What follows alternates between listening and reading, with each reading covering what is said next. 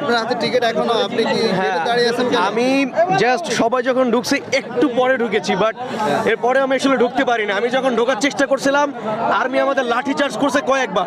আমার শরীরে এখনো লাঠির কয়েকটা আঘাতের আছে, ঠিক আছে?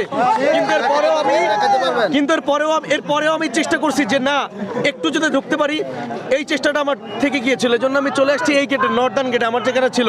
আমি ওখান থেকে এই গেট থেকে এই গেটে আমি কয়েকবার গিয়েছি, বাট আমি আসলে ঢোকার কোনো সুযোগ পাইনি।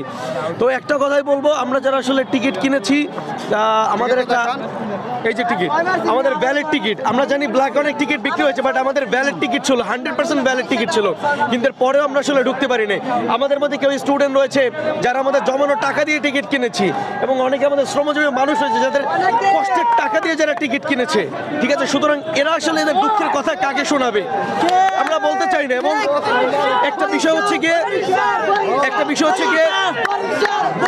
যে টাকাটা গিয়েছে তার ফেরত সম্ভব না, কিন্তু এই ম্যাচটা দেখতে পারিনি, আক্ষেপটা আমার থেকে যাবে, ঠিক আছে?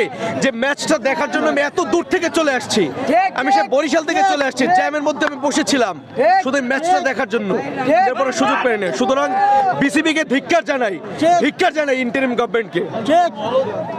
আমার ভাই তার প্রতিক্রিয়াটা জানাচ্ছে। আসলে দুঃখের একটা বিষয়, টিকিট কাটার পরে অনেক জার্নিং করার পরে যদি গেটের সামনে আইসালা আর্মিদের লাঠি চার্জের মুখে পড়তে হয়।